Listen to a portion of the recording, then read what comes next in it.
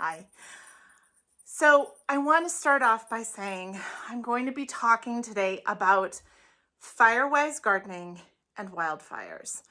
And if that is something that is triggering for you, I just want you to know that and go ahead and move on.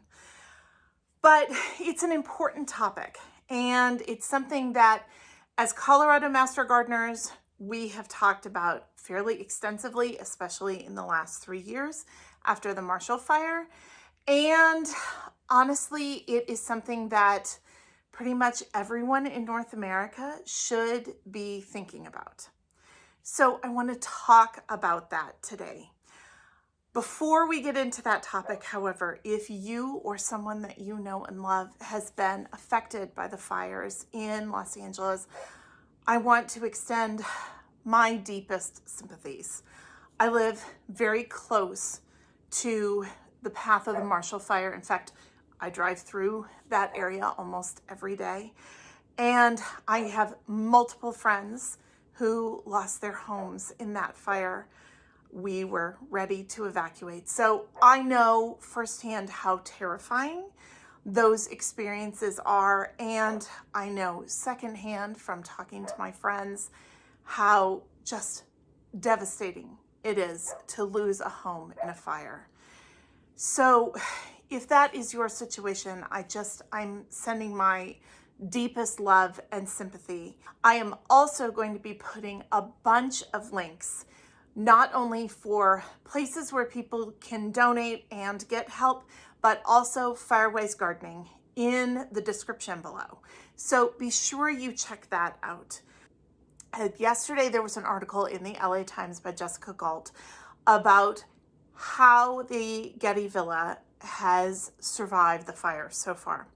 And a lot of it has to do with gardening. The Getty Villa is one of my all-time favorites. And when we lived in LA, I spent a lot of time there. It's a collection of largely ancient Roman and Etruscan art. So everything in that collection is 2,000, 3,000 years old. A lot of it has come from excavations in Pompeii and other places, Herculaneum, other places as well. It's a phenomenal place, an absolutely phenomenal place. So first of all, I want to acknowledge that in this article, it is very clear the grounds crew and the staff of the Getty Villa are amazingly responsible for saving these treasures of humanity. And I don't think we as a culture acknowledge the work of people like a grounds crew enough in all of this. But they have been working tirelessly to save that museum. And it's not just what they have done during the fire, though, that may be responsible for saving the Getty Villa. It's the preparations and the firewise gardening that they did ahead of time. So there's a great paragraph in that article. And one of the people interviewed for the article is the John Paul Getty Trust president and chief executive. Her name is Catherine Fleming. And so she's quoted here. Extensive brush clearing over the last year, Fleming said, had been completed with the knowledge that fire is a way of life in Los Angeles and that the region's frequent periods of drought made a massively destructive fire inevitable. The museum had already pruned the landscaping that might catch fire and made sure tree canopies were high off the ground. Low-lying brush had been significantly thinned. The grounds were irrigated Tuesday morning. So the article goes on to detail, and I will link to the article below, but the article goes on to detail the efforts that the staff of the Getty Villa and firefighters have been maintaining over the course of time, putting out little fires and being able to manage and keep the fire at bay in large part because they had prepared for this event. And I cannot emphasize this enough. As Colorado Master Gardeners, first of all, this is not my area of expertise, but I have attended several trainings over the last couple of years on this topic so that as a master gardener, I can better advise my clients, but also to know more about fire-wise gardening. And this is a really, really important topic. And honestly, if you live anywhere where you are close to wilderness area, we used to think about this only in terms of like people who lived in the woods or in the forest, on national parks land or a national forest land or somewhere like that, that they were the ones who had to be careful. But as climate changes, as these events become more and more prevalent and more severe, we have to start thinking more carefully and redefining what is sometimes called the WUI, the wilderness urban interface. These are these areas where densely populated areas meet wild areas. And there are lots of cities like Los Angeles where you have a WUI interface, this interweaving of wild areas and populations. And that is where these big events can take place. And frankly, I live 3 blocks from a pretty big open space.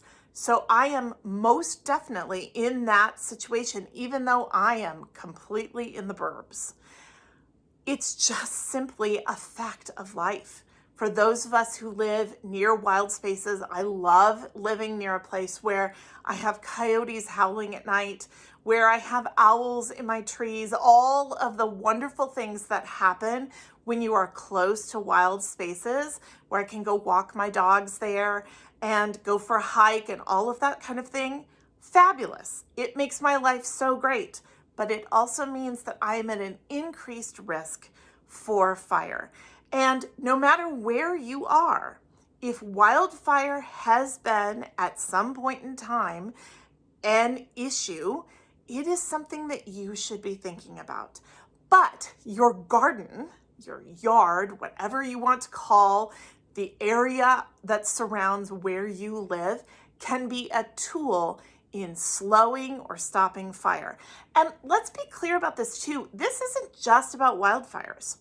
If you live close to a neighbor and your neighbor's house catches fire, there are things that you can do now that may help prevent the spread of that fire to your house.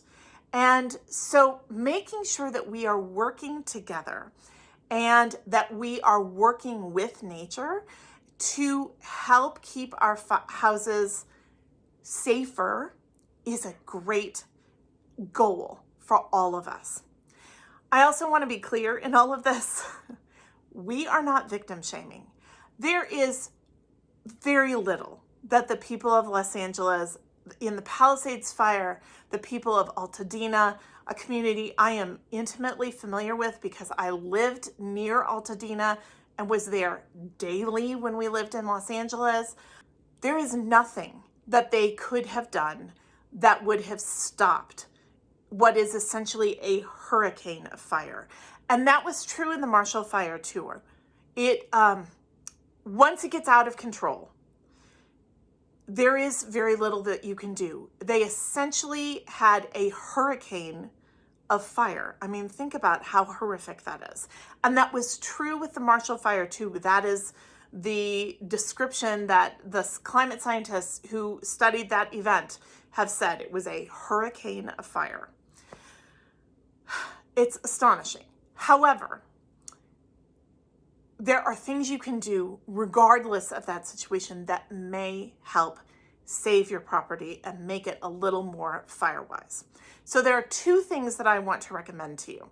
The first is a guide that's put out by CSU and the Colorado Forest Service. And it is about creating a defensible space around your home.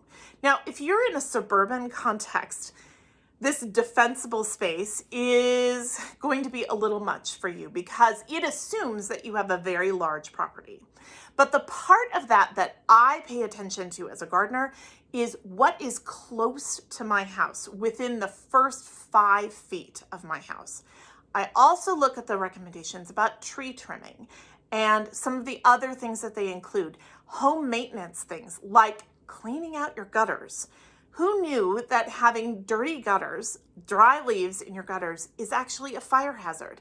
But it is, and when you have ash and other particles that are in the air from a fire, they can catch fire in your gutters if you have leaves in your gutters. So cleaning out your gutters. There are a whole bunch of recommendations in this document that are just incredibly helpful.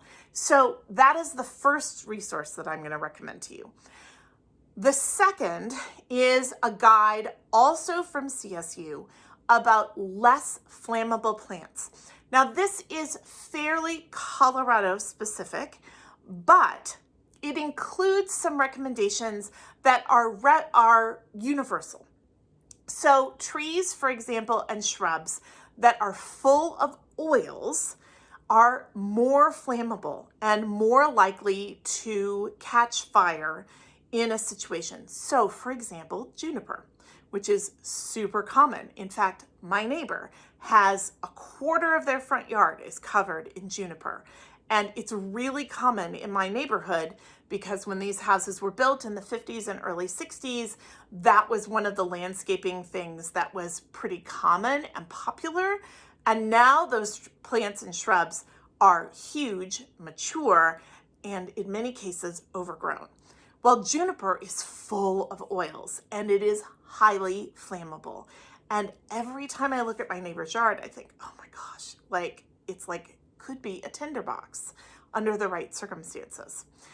So that is a plant to consider. And there are lots of others, cedar, other plants that are full of oils. When I lived in San Francisco, one of the common topics of conversation was the eucalyptus trees that are prevalent in San Francisco. So these trees, some of them date back to like the 1850s. More of them were actually planted kind of after the Great San Francisco earthquake and the fire in the early 1900s. They're huge, mature, beautiful trees that are enormously at risk if there is a big fire event. And as we've seen in Los Angeles, urban areas are not in any way immune to fires. And think about the earthquakes that happen in San Francisco. And of course, with the Great San Francisco earthquake, it wasn't actually the earthquake that was the worst part, but it was the fire that came afterwards. So there's been conversation for decades in San Francisco about removing those eucalyptus trees. They're still there, but there is a potential risk. But politically, thinking about removing thousands of beautiful, big, mature trees, which could not possibly be replaced within our lifetimes. And eucalyptus was planted because it's fast growing. Some varieties, including, I think it's called blue gum in San Francisco, they can grow 4 to 5 feet a year, and some of them even more, depending on how much water is there. So there's a reason that they were planted, but there's also a reason to think about they're not native, they're native to Australia. Think about the Australian fires that happened not too long ago. Those wildfires, a lot of those fires were fueled by eucalyptus groves. And, so it is a topic of conversation. It is a topic for consideration. Whether you are growing things in California, in Colorado, in Minnesota, or anywhere else in the country, you should be thinking about this. Canadians, I know you guys are all up there and you have had horrible wildfires too. This pertains to you as well. Creating and thinking about fire as you are thinking about what you are planting. As always, I'm going to advocate for native species because our North American native species are inherently somewhat more fire resistant. Prairie fires were part of our history for a very, very long time. Fire has been used to control undergrowth by Native peoples and First Peoples and Native Americans for generations upon generations upon generations. So it is only in the last 150 years or so, and with cities that are verging on wild spaces and all of that, that we start to have this intensive conflict between fire and our urban areas and the wilderness. So take a look at all of the resources that are there. Drop your questions below. I'm happy to answer them.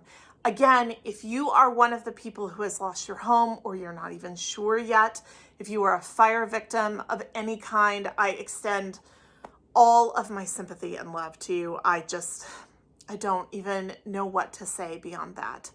And I will also drop a bunch of resources, including my very favorite place to donate, World Central Kitchen, which does amazing on-the-ground work in disaster areas like this, but also some of the other great people on the ground, Red Cross, all of those kinds of things, who are doing the hard work of helping people who have been displaced. And to you, all of you, I say, think about fire as you are thinking about your garden. Go through, now is the time. Your garden is sleeping for most of us in North America. Consider, is there something you should move in the spring? Is there something you should remove? Are there places where you can make some choices? If you're thinking about decking, for example, had the Marshall Fire not happened, I would have probably put a wood deck out in the back with no thought to it whatsoever. Instead, we chose tanzite decking, which is not as flammable and won't melt like other synthetic deckings. So I'm gonna link to that video so you can see what tanzite decking is like. But that's just one of the choices that I have made since the Marshall Fire that at least gives our house a little bit more security. And there are gardening choices. There's all kinds of things that we have done just trying to make our house a little less vulnerable. So think about that as you're thinking about your garden planning for the spring. And I wish you all the best. Happy gardening.